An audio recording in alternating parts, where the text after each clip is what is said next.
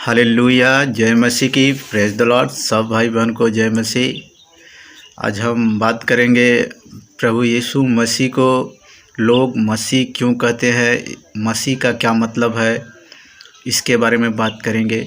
क्योंकि जब प्रभु यीशु मसीह का जन्म हुआ तो उनका नाम यीशु था और उसके बाद कुछ दिनों के बाद उनको मसीह कहा जाने लगा।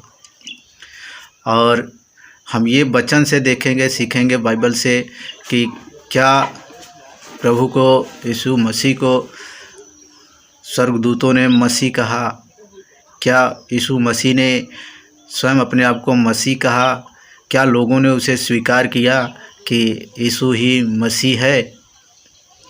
तो हम पहले वचन देखते हैं, लूका 1 अध्याय और उसका 26 वचन से देखेंगे। 6वें महीने में परमेश्वर की ओर से जिब्राइल स्वर्गदूत गलील के नासरत नगर में एक कुंवारी के पास भेजा गया, जिसकी मंगनी यूसुफ नामक दाऊद के घराने के एक पुरुष से हुई थी। उस कुंवारी का नाम मरियम था। स्वर्गदूत ने उसके पास भीतर आकर कहा, आनंद और जय तेरी हो, जिस पर ईश्वर का अनुग्रह हुआ है, प्रभु तेरे साथ है।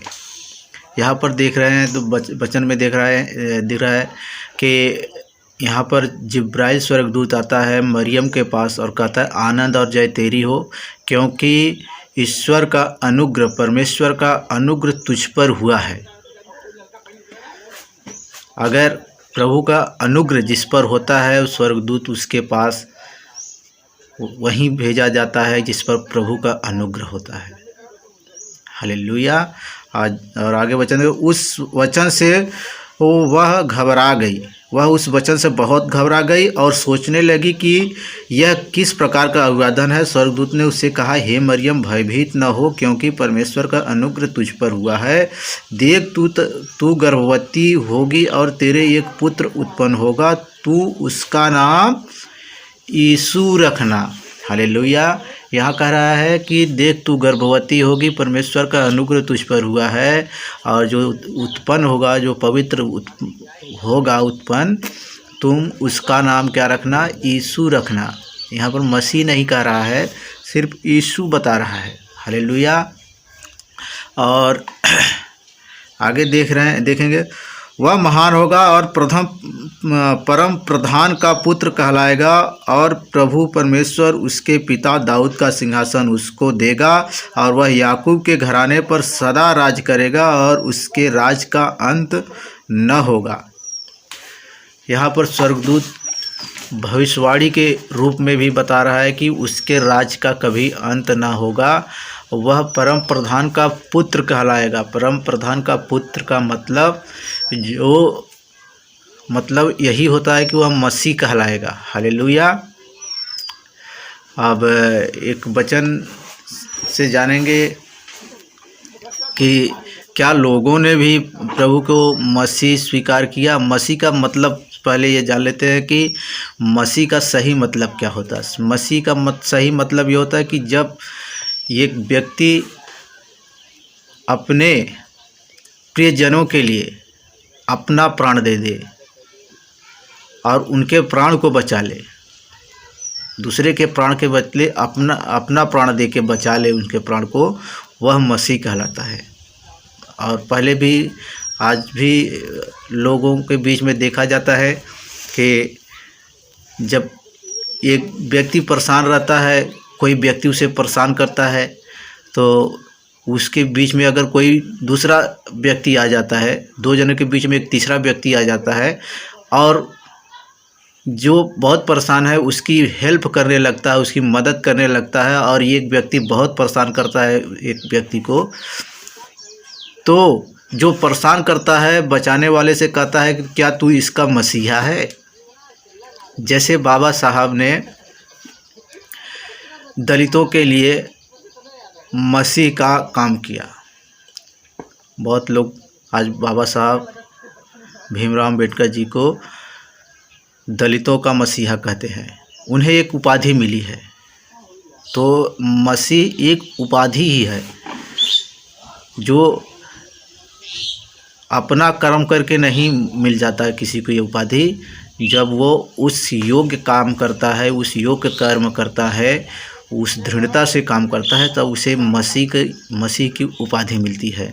मसीह एक उपाधि ही है और जिसका मतलब होता है बचाने वाला। तो बचाने वाला मतलब जब हम देखेंगे बाबा साहब भीमराव अम्बेडकर पर जब प्रकाश डालते हैं, देखते हैं तो यहाँ पर बाबा साहब भीमराव अम्बेडकर पर बहुत सी विपत्तियाँ आई, बार बार उन पर मतलब ऐसी मुसीबतें आई कि उन्होंने चाहा कि मैं अब ये सब काम छोड़ दूं, लेकिन उनके अंदर एक दृढ़ विश्वास था, उनके अंदर एक दृढ़ता थी कि नहीं, अगर आज हम ये छोड़ देते हैं, ये काम करना छोड़ देंगे तो लोग आज जो दलित भाई हैं उन लोग के ऊपर हमेशा विपत्ति आती ही रहेगी और इन्हें छुटकारा दिलाना ही है। इसलिए उन्होंने बहुत मुसीबतें सह के अच्छे ढंग से मतलब एजुकेशन को उसने बाबा साहब ने ग्रहण किया और यहाँ तक यहीं तक नहीं, वो विदेश जा कर के पढ़े, विदेशों में जाकर अच्छा शिक्षा ग्रहण किया और शिक्षित बनकर तब स्वदेश लौटे और यहाँ पर उन्होंने संविधान का जो है कि रचना किया। संविधान ऐसे ही नहीं रचा, ऐसे ऐसी मुसीबतें जब भारत पर पड़ने लगी तो प्रभु की ओर से वह उभारा गया कि ये योजना प्रभु की ओर से होती है, कि जो भी काम हम करते हैं प्रभु की ओर से योजना होती है। तो उन्हें ये योजना ये सौंपी गई थी, भले उन्हें न पता रहा हो, लेकिन ये योजना उनको सौंपी गई थी। प्रभु की ओर से ये योजना सौंपी गई है कि वो देश का जो है संविधान लिखे, क्योंकि वचन में ऐसा लिखा है कि मैं ज्ञानवानों को जो है उनके ज्ञान को नाश करूँगा। और प्रभु के वचन में लिखा है कुरिन्थियों 1:27 में, परंतु परमेश्वर ने जगत के मूर्खों को चुन लिया है कि ज्ञानवानों को लज्जित करे, और परमेश्वर ने जगत के निर्बलों को चुन लिया है कि बलवानों को लज्जित करे, और परमेश्वर ने जगत के नीचों और तुच्छों को वरन जो है भी नहीं उनको भी चुन लिया कि उन्हें जो है व्यर्थ ठहराए, ताकि कोई प्राणी परमेश्वर के सामने घमंड न करने पाए, परंतु उसी की ओर से तुम मसीह यीशु में हो, जो परमेश्वर की ओर से हमारे लिए ज्ञान ठहरा, अर्थात धर्म और पवित्रता और छुटकारा, ताकि जैसा लिखा है वैसा ही हो, जो घमंड करे वह प्रभु में घमंड करे। हालेलुया। यहाँ पर देख रहे हैं वचन 27 में, परमेश्वर ने जगत के मूर्खों को चुन लिया कि ज्ञानवानों को लज्जित करे। ज्ञानवान तो इस देश में बहुत थे, ब्राह्मण हैं, क्षत्रिय हैं, बहुत सब लोग जो है कि अपने आप को ज्ञानवान समझते थे, करते, लेकिन किसी की जो है कि इतनी बुद्धि नहीं थी कि वो इस देश का संविधान लिख सके। और जो भी वहाँ उस समय चुने गए, कई लोग चुने गए कि देश का संविधान लिखा जाएगा, इस देश को कैसे चलाया जाएगा, तो उसमें कई लोग चुने गए थे, जिसमें आखिरी तक सिर्फ बाबा साहब भीमराव अम्बेडकर ही बचे रह गए, और वही उन्होंने ही ये संविधान को लिखा। और 2 वर्ष 11 महीने 18 दिन लगा इसको लिखने में, और बाबा साहब ने लिखा। तो उन्होंने ये दलितों के लिए संविधान में और धर्म के बारे में हमें छुटकारा दिया, मतलब स्वतंत्रता दिया है कि हर दलित भाई का अब शोषण नहीं होगा, किसी भी दलित का शोषण नहीं होगा। सब जो है कि एक समान है, सब मनुष्य हैं, और हर मनुष्य जो है कि एक समान है, और वो अपने देश के राजा को चुनेगा। हर व्यक्ति अपने देश के राजा को चुनेगा, अपने देश के प्रधानमंत्री को चुनेगा। हर व्यक्ति जो जिसकी ओर से जो ज़्यादा वोट पाएगा वही जो है कि जीतेगा। तो यहाँ पर देखेंगे तो सबको समानता में लाने का काम बाबा साहब भीमराव अम्बेडकर ने किया, सब एक समान हो गए। और वही प्रभु यीशु मसीह ने उसके पहले ही काम कर दिया था कि मनुष्य जो है शैतान के अधीन हो गया था और शैतान के ही कामों को करता था, भले वो कोई भी काम किसी भी धर्म का व्यक्ति क्यों ना हो, और अगर वो उसके अंदर बुराई है तब वह शैतान का काम कर रहा है, और अगर वह भलाई का काम कर रहा है तो वह परमेश्वर की ओर काम कर रहा है, चाहे वो किसी भी धर्म का हो। हम देखेंगे एक वचन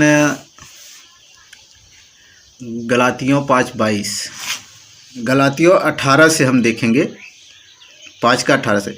और यदि तुम आत्मा के चलाए चलते हो तो व्यवस्था के अधीन न रहो। शरीर के काम तो प्रकट है, अर्थात व्यभिचार, गंदे काम, लुचपन, मूर्ति पूजा, टोना, बैर, झगड़ा, ईर्ष्या, क्रोध, विरोध, फूट, विधर्म, डाह, मतवालापन, लीला क्रीड़ा और इनके जैसे और काम हैं। इनके विषय में तुमसे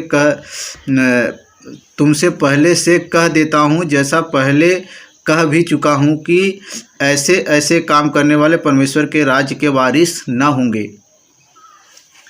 वचन में क्या बताता है, सिखाता है कि जो शैतान का काम करता है उसका काम क्या है, उसका काम क्या रहता है, मूर्ति पूजा।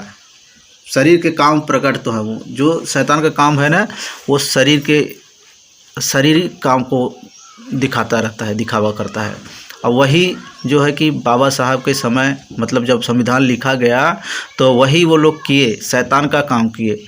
लेकिन बाबा साहब ने शैतान का काम नहीं किया, परमेश्वर की ओर से काम किया। उसने दृढ़ता से काम किया, दृढ़ विश्वास के साथ काम किया। उनके ऊपर बहुत सी विपत्तियां आई थी, उस समय भी उनके ऊपर बहुत सी तकलीफ़ें आई थी, लेकिन वो तकलीफ़ों को दरकिनार करते हुए जो है कि संविधान को लिखा। आज हम वचन से समझेंगे। और यदि तुम आत्मा के चलाए चलते हो तो व्यवस्था के अधीन न रहे। शरीर के काम तो प्रकट है, शरीर के काम प्रकट है। शरीर के काम क्या है? व्यभिचार, गंदे काम, लुचपन, मूर्ति पूजा। ये सब क्या है? सब लोग धार्मिक बात समझते हैं, लेकिन ये व्यभिचार है, मतलब ये शैतान का काम है, तुम्हें भरमाए रखना। मूर्ति पूजा, टोना, बैर। आज बैर बढ़ रहा है, प्रभु के लोगों से लोग बैर कर रहे हैं, बेवजह बैर कर रहे हैं, व्यर्थ बैर कर रहे हैं। झगड़ा, बेवजह झगड़ा कर रहे हैं, चर्च में जा कर के झगड़ा कर ले रहे हैं, चर्च में जाके लफड़ा कर रहे हैं, चर्च में जाके जो है कि सही जय श्री राम के नारे लगा रहे हैं। झगड़ा, ये शैतान का काम क्या है? प्रकट हो रहा है कि ये शैतान की ओर से है। ईर्ष्या, बेवजह ईर्ष्या रखना। क्रोध, ये शैतान का। विरोध, फूट डालना। आप देख रहे हैं कि यहाँ पर कितना अभी देश में फूट डाला जा रहा है, मतलब मसीहियों के विरुद्ध फूट डाला जाता है। जब वोट पड़ने लगता है तो जाति या धर्म की बातें कर कर के वो वोटिंग के समय जो है कि फूट डाला जाता है मनुष्यों के अंदर। और कितने लोग हैं, सभी लोग क्या, बहुत से लोग भटक भी जाते हैं, भ्रमित भी हो जाते हैं। विधर्म, अधर्म करते हैं, अधर्म काम का काम। डाह, बेवजह का डाह। मतवालापन, लीला क्रीड़ा और इनके जैसे और भी कई काम हैं जो कि शारीरिक रूप से किए जाते हैं, वो सब शैतान की ओर से है। ऐसा ही बाबा साहब के समय में भी शारीरिक लोग थे जो कि आए तो लिखने के लिए संविधान हम भी लिखेंगे, यहाँ सब लोग एक साथ तैयार हो गए। लेकिन जब लिखने का समय आया तो कोई दूर का था, कोई जो है कि विदेश चला गया, कोई मर गया, कोई बीमार पड़ गया, ऐसे करके सब चले गए, सिर्फ बाबा साहब अकेला बचा था और उसी ने ही संविधान लिखा। लेकिन धर्म का काम क्या है? आत्मा का जो फल है वो हम बता रहे हैं कि पर आत्मा का फल प्रेम है, आनंद है, शांति है, धीरज है, कृपा है, भलाई है, विश्वास है, नम्रता है, संयम है। ऐसे कामों के विरोध में कोई व्यवस्था नहीं है। ऐसे कह रहा है, ऐसे कामों के विरोध में कोई भी व्यवस्था नहीं है। जो प्रेम रखता है, धीरज रखता है, विश्वास रखता है, ऐसे कामों के विरोध में कोई भी व्यवस्था नहीं है। लेकिन बहुत से लोग हैं कि जो शैतान का काम करते हैं, जिनके अंदर डाह है, जलन है, बैर है, विरोध है, वो सब अपने इस काम को धर्म का काम कहते हैं। मूर्ति पूजा को धर्म का काम कह रहे हैं। वो धर्म नहीं, शैतान का काम है। हालेलुया। तो हम बात कर रहे थे मसीह का। मसीह मतलब लास्ट तक, अंत तक जो विश्वास धरे रहे, करे रहे, वो मसीह कहलाता है। जैसे बाबा साहब ने आखिरी तक दृढ़ बने रहे और इसलिए उन्हें मसीह की उपाधि मिली, दलितों के मसीहा की उपाधि मिली। और प्रभु यीशु मसीह प्राण देने तक उनका क्या है, उनका मुद्दा ये था कि पहले कि परमेश्वर प्रेम है, तुम प्रेम करो। तुम्हारा बुलाने वाला पवित्र है, तुम पवित्र बनो। यीशु मसीह ने कहा कि तुम क्षमा करो तो तुम्हें भी क्षमा मिल जाएगी। तो जो कहा यीशु मसीह ने, वह करते चला जा रहा था। जब प्रभु को लोग झूठा दोष लगा रहे थे तो प्रभु उनकी ओर सिर्फ देख रहा था कि देखो, शैतान इनके मन को भरमा दिया है कैसा, और ये बेवजह मुझसे व्यर्थ बैर कर रहे हैं। फिर भी प्रभु ने उन्हें क्षमा किया। और क्योंकि प्रभु ने कहा कि मैं तुम्हें दोष लगाने के लिए नहीं आया हूँ, मैं व्यवस्था को पूरा करने के लिए आया हूँ। और यहाँ तक कि जब प्राण देने तक प्रभु ने कहा, हे पिता इन्हें क्षमा कर, क्योंकि ये नहीं जानते कि ये क्या करते हैं। क्योंकि वह मसीह प्रभु था। और क्रूस पर चढ़ाने के समय पर भी चिल्ला कर कहा, हे प्रभु इन्हें क्षमा कर, क्योंकि ये नहीं जानते कि ये क्या कर रहे हैं। आज भी प्रभु कहता है, इन्हें क्षमा कर, क्योंकि ये नहीं जानते क्या कर रहे हैं। अनजाने में ही हर व्यक्ति जो है शैतान का काम कर रहा है।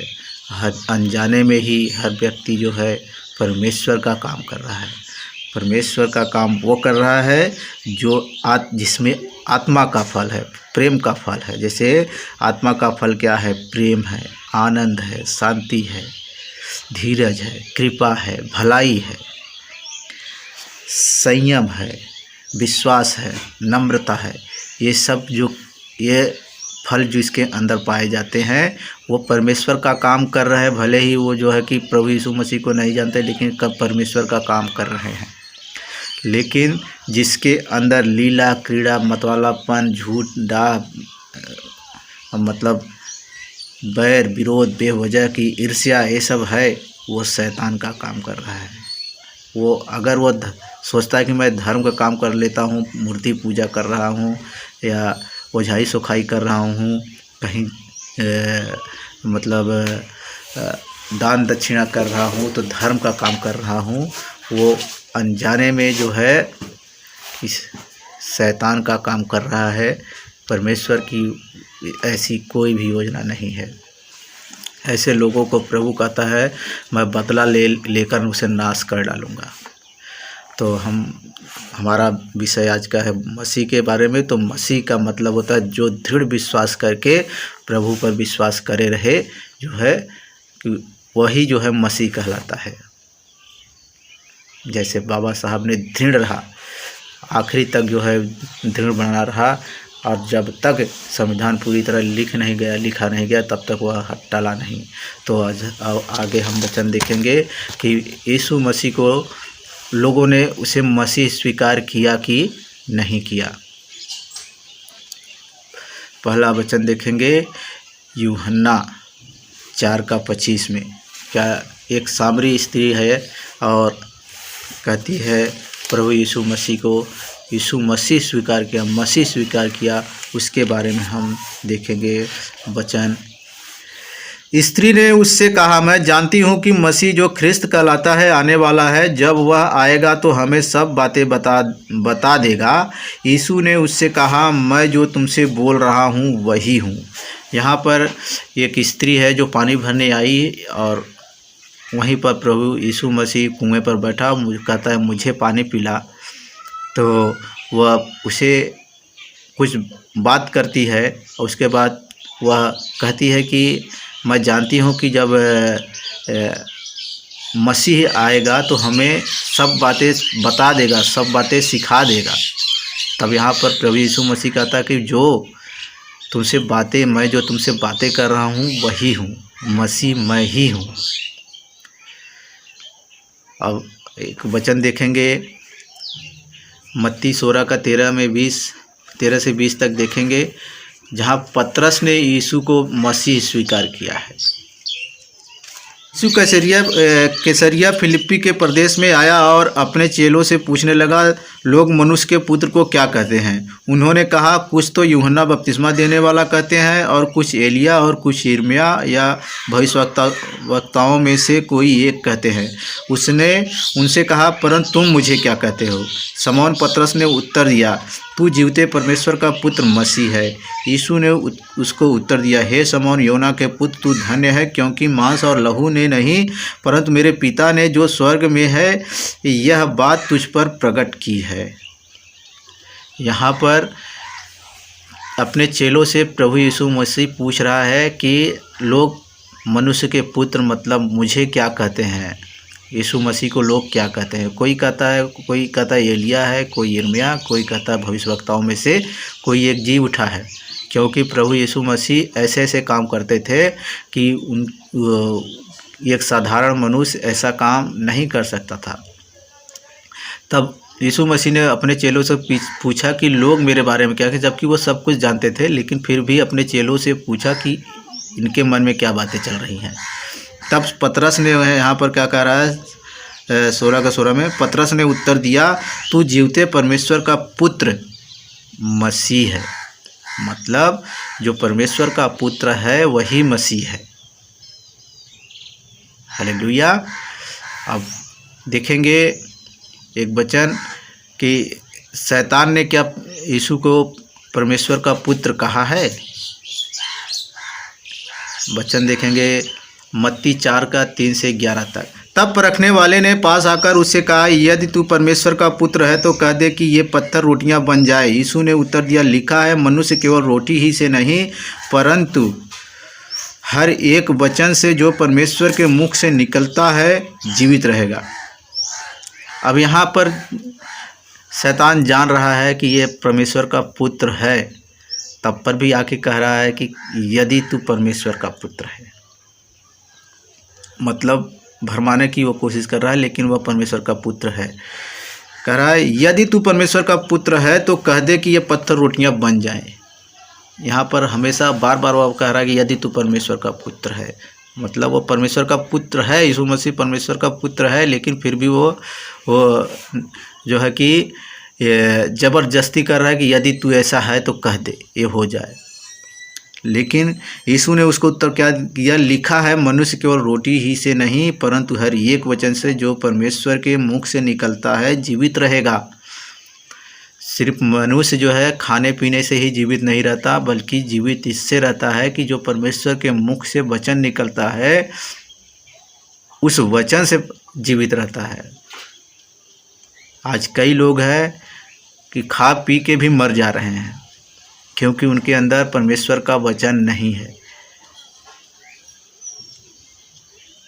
रोटी से ही सिर्फ जीवित नहीं रह सकता आदमी, उसके अंदर परमेश्वर का वचन जो है रहना चाहिए। आगे कह रहा है 5वां वचन, तब इब्लीस उससे पवित्र नगर में ले गया और मंदिर के कंगूरे पर खड़ा किया और उससे कहा, यदि तू परमेश्वर का पुत्र है तो अपने आप को नीचे गिरा दे, क्योंकि लिखा है, वह तेरे विषय में अपने स्वर्गदूतों को आज्ञा देगा और वे तुझे हाथों हाथ उठा लेंगे, कहीं ऐसा ना हो कि तेरे पाँव में पत्थर से ठेस लगे। यीशु ने कहा, यह भी लिखा है, तू प्रभु अपने परमेश्वर की परीक्षा न कर। अब यहाँ पर देखेंगे, यहाँ पर फिर शैतान कह रहा है यदि तू परमेश्वर का पुत्र है। बच्चों से कह रहा, तब इब्लीस उसे पवित्र नगर में ले गया और मंदिर के कंगूरे पर खड़ा किया और उससे कहा, यदि तू परमेश्वर का पुत्र है, यदि तू परमेश्वर का पुत्र है तो अपने आप को नीचे गिरा दे। मतलब उकसा रहा है कि तुम पाप करो, पाप करने के लिए उकसा रहा है, लेकिन प्रभु जो है वचन से उसको लताड़ दे रहा है, क्योंकि प्रभु उसको उसके इस वचन को इस वचन से इसलिए लताड़ रहा है क्योंकि वह जान रहा है कि यह शैतान है और शैतान अपनी चाल चल रहा है। तो शैतान को के चाल में हमें फंसना नहीं है, बल्कि उसके चाल को हमें तोड़ देना है, मतलब उसे हरा देना है, क्योंकि शैतान को हमें हराना ही है। अब तो शैतान को प्रभु ने ही हराया है, और जब शैतान पहले से हार चुका है तो वह प्रभु के सामने टिक नहीं सकता है। आज भी जो हार जाता है वह अपने आप को नीचा समझता ही है। अब आगे वचन देखेंगे। यीशु ने उससे कहा, यह भी लिखा है, तू प्रभु अपने परमेश्वर की परीक्षा न कर। आगे फिर कहता है, फिर इब्लिस उसे एक बहुत ऊंचे पहाड़ पर ले गया और सारे जगत के राज्य और उसका वैभव दिखाकर उससे कहा, यदि तू गिरकर मुझे प्रणाम करे तो मैं यह सब कुछ तुझे दे दूंगा। तब यीशु ने उससे कहा, हे शैतान, दूर हो जा, क्योंकि लिखा है, तू प्रभु अपने परमेश्वर को प्रणाम कर और केवल उसी की उपासना कर। तब शैतान उसके पास से चला गया और देखो, स्वर्गदूत आकर उसकी सेवा करने लगे। यहाँ पर जब देख लिया शैतान उससे हार गया वचन से, तब कहने लगा, वैभव पूरा दिखाया, धन दौलत दिखाया और कहा कि देख, ये सब मुझे दिया गया है, यदि तू मुझे गिरकर प्रणाम करे तो मैं तुझे ये सब दे दूंगा। तब प्रभु ने कहा कि हे शैतान, दूर हो जा, क्योंकि लिखा है कि तू अपने प्रभु परमेश्वर के सिवा और किसी की जो है कि उपासना न करना। और शैतान वहाँ से भाग गया। और यहाँ पर जो है प्रभु यीशु मसीह की सेवा करने के लिए स्वर्गदूत आ गए। आज हम शैतान को जब डांट देते हैं तो वो भाग जाता है, तो हमारी सेवा करने के लिए भी स्वर्गदूत हमारे पास आ जाते हैं, लेकिन हमें दिखाई नहीं देता। इसका मतलब कि हमारे पास स्वर्गदूत नहीं आए, इसका मतलब ये नहीं कि हमें दिखाई नहीं देता तो हमारे पास नहीं, हमारे आसपास हमारे साथ साथ प्रभु के स्वर्गदूत लगे हुए हैं। हालेलुया। हमें दिखाई नहीं देता लेकिन है, जो दिखता है वही नहीं है। जैसे ऑक्सीजन नहीं दिखता तो इसका मतलब ऑक्सीजन नहीं मिल रहा है, आपको मिल रहा है। हवा नहीं दिख रहा है तो क्या आपको हवा नहीं मिल रहा है? हवा मिल रहा है। और धूप दिखता नहीं, हम धूप को पकड़ नहीं सकते तो इसका मतलब धूप हमें नहीं है, लेकिन जब धूप लगती है तो अंधा आ जाता है। बहुत से लोग चक्कर खा के धूप से गिर जाते हैं। आसमान में पानी नहीं दिख रहा है, इसका मतलब आसमान में पानी नहीं है। जब लेकिन बारिश आता है तो आसमान से पानी आता है। वैसे ही हमें दिखाई नहीं दे रहा है यहाँ पर स्वर्गदूत, लेकिन यहाँ पर स्वर्गदूत है। हालेलुया। और आगे एक वचन देखेंगे कि 11:27 में देखेंगे, मर्था ने भी प्रभु को यीशु मसीह स्वीकार किया। हालेलुया। यूहन्ना 11:27 में देखेंगे कि जहाँ मर्था ने प्रभु को मसीह स्वीकार किया। हालेलुया। वचन 23 देखेंगे। यीशु ने उससे कहा, तेरा भाई फिर जी उठेगा। मर्था ने उससे कहा, मैं जानती हूँ कि अंतिम दिन में पुनरुत्थान के समय वह जी उठेगा। यीशु ने उससे कहा, पुनरुत्थान और जीवन मैं ही हूँ। जो कोई मुझ पर विश्वास करता है वह यदि मर भी जाए तो भी जिएगा, और जो कोई जीवित है और मुझ पर विश्वास करता है वह अनंत काल तक न मरेगा। क्या तू इस बात पर विश्वास करती है? यहाँ पर मर्था का भाई जो है लाजर मर चुका है और प्रभु यीशु मसीह कह रहा है कि तेरा भाई फिर से जी उठेगा। तो यहाँ पर मर्था क्या कह रही है कि हाँ, मुझे पता है कि जब पुनरुत्थान होगा तो मेरा भाई जी जाएगा, जी उठेगा। लेकिन प्रभु यीशु मसीह कह रहा है कि पुनरुत्थान जीवन मैं ही हूँ। मैं आ गया, मतलब प्रभु यीशु मसीह समय है। जहाँ प्रभु यीशु मसीह आ गया वहाँ समय मतलब आ गया। जब एक व्यक्ति के अंदर शैतान था और वो शैतान ने जब प्रभु यीशु मसीह को देखा तो कहा, हे परम प्रधान के पुत्र, क्या तू समय से पहले मुझे दुख देने के लिए आ गया? क्योंकि प्रभु यीशु मसीह स्वयं समय है, उसका समय आ गया था, आ गया। तब उसने कहा कि ये देख, तू मुझे दुख देने के लिए आ गया समय से पहले। और एक बार प्रभु यीशु मसीह को जब भूख लगी तो वो एक पेड़ के पास गए, जो कि अंजीर का पेड़ था। अंजीर के पेड़ के पास पहुँचे और उसमें उस समय फल का समय नहीं था, लेकिन जब प्रभु यीशु मसीह पहुंचा तो वहाँ पर उसमें फल नहीं लगा था। तो इसलिए उसने प्रभु यीशु ने कहा, अब से तुझमें कुछ फल न लगे, क्योंकि वह समय फल का नहीं था, लेकिन समय फिर भी पहुंच गया था। समय मतलब प्रभु यीशु मसीह आ गया तो उसे फल उसमें लग जाना चाहिए था, लेकिन समय आने पर भी उसमें फल नहीं लगा। इसलिए प्रभु यीशु मसीह ने कहा कि अब से तुझमें फल कभी न लगे। तो प्रभु यीशु मसीह चाहता है कि जब हमारे पास आ गया है तो हमें परमेश्वर का फल होना चाहिए, पवित्र आत्मा का फल आ जाना चाहिए। जो पवित्र आत्मा का फल है प्रेम, धीरज, दया, अनुग्रह, भलाई, विश्वास, संयम, करुणा, ये हम मनुष्यों के अंदर आना चाहिए, आ जाना चाहिए। अगर नहीं है ये सब तो क्या कहता है प्रभु यीशु मसीह कि मैं दाखला का लता हूँ, तुम डालियाँ हो। जो डालियाँ मुझसे अलग हो जाती हैं, सूख जाती हैं, और उस सूखे हुए डाली को लोग क्या करते हैं, उठा के ले जाके आग में झोंक देते हैं। वैसे ही यहाँ पर भी प्रभु यीशु समय है, क्या कह रहा है आगे कि पुनरुत्थान जीवन मैं ही हूँ। मैं मतलब यहाँ फिर कह रहा है पुनरुत्थान जीवन मैं ही हूँ और अब मैं आ चुका हूँ। वचन देखेंगे, और जो कोई जीवित है और मुझ पर विश्वास करता है वह अनंत काल तक न मरेगा, क्योंकि उसका समय कभी अंत ना होगा, उसके समय का अंत कभी ना होगा। यहाँ पर वचन के अनुसार है, क्या तू इस बात पर विश्वास करती है? उसने उससे कहा, हाँ हे प्रभु, मैं विश्वास करती हूँ कि परमेश्वर का पुत्र मसीह।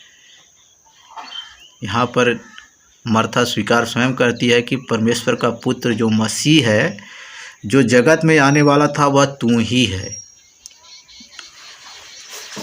यहाँ मर्था भी प्रभु को मसीह स्वीकार करती है, क्योंकि प्रभु यीशु मसीह आ चुका है, समय उसका आ चुका है। एक वचन देखेंगे प्रेरित 8:37 में देखेंगे,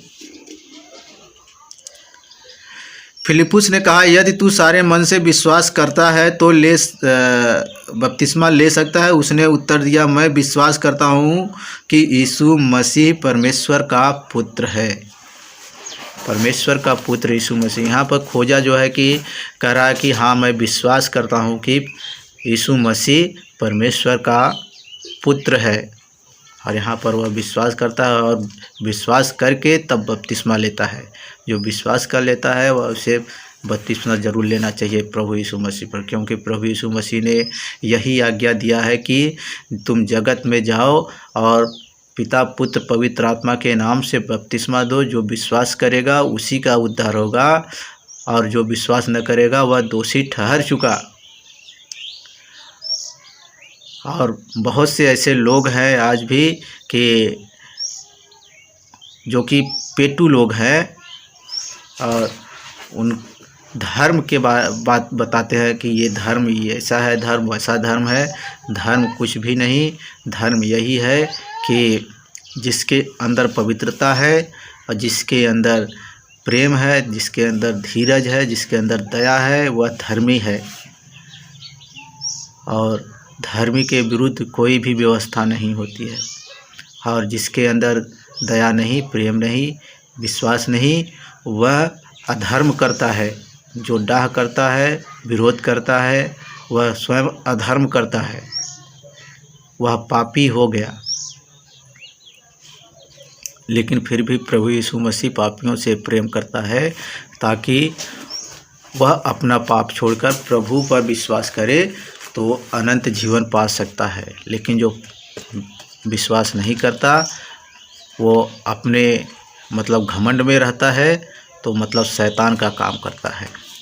शैतान आरंभ से ही जो है कि घमंडी, झूठा और हत्यारा है। और जो घमंड करता है वह क्या करता है, शैतान का काम करता है। जैसे सर्प क्या था, धूर्त था। उत्पत्ति 3 अध्याय के 1 वचन में देखेंगे तो उसमें कहता है कि सांप धूर्त था, इसलिए शैतान जो है कि सर्प के अंदर समा सका, और तब शैतान ने सर्प के द्वारा हव्वा को भ्रमित करके उससे पाप करवाया।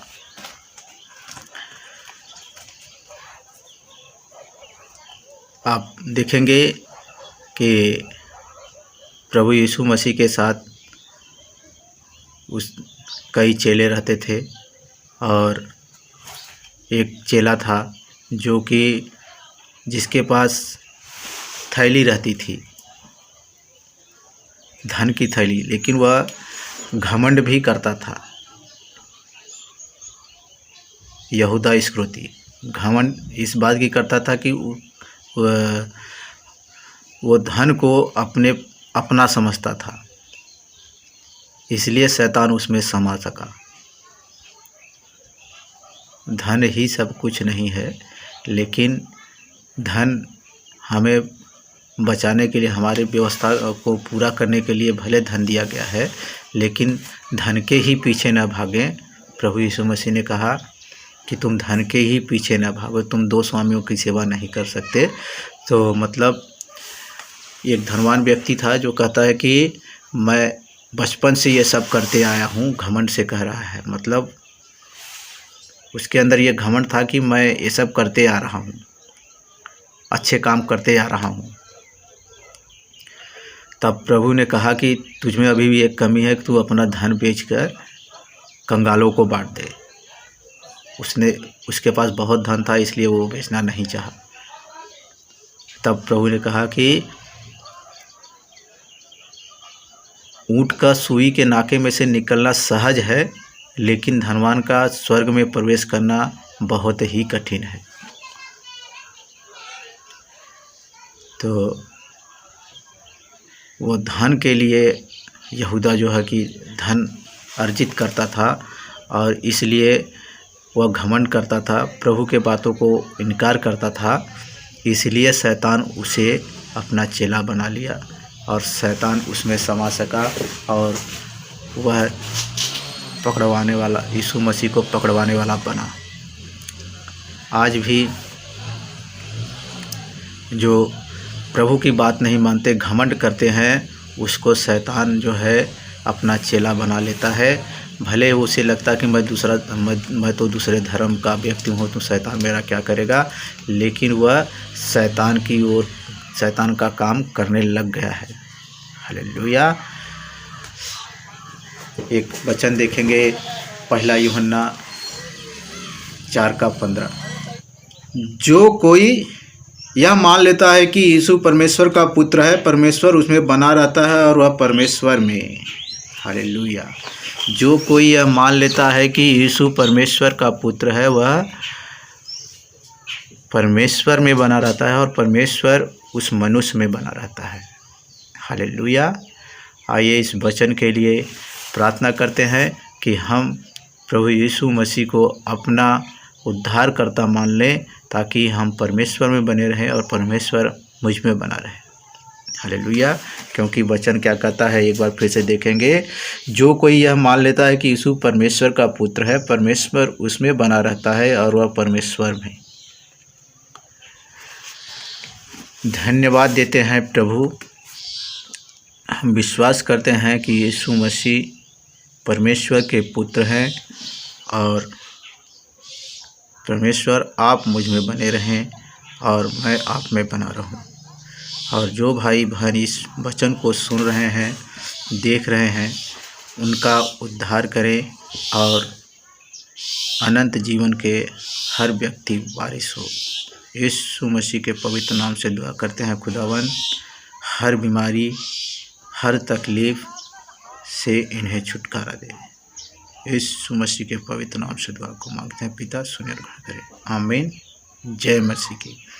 अभी तक आप लोगों ने मेरे यूट्यूब चैनल ओनली जीसस सच्चा जीवन जल का यदि सब्सक्राइब नहीं किया है, यदि आप मेरे चैनल पर नए हैं तो कृपया करके सब्सक्राइब कर लें, ताकि जब भी मैं वीडियो अपलोड करूं तो उसका नोटिफिकेशन आपको मिल जाए।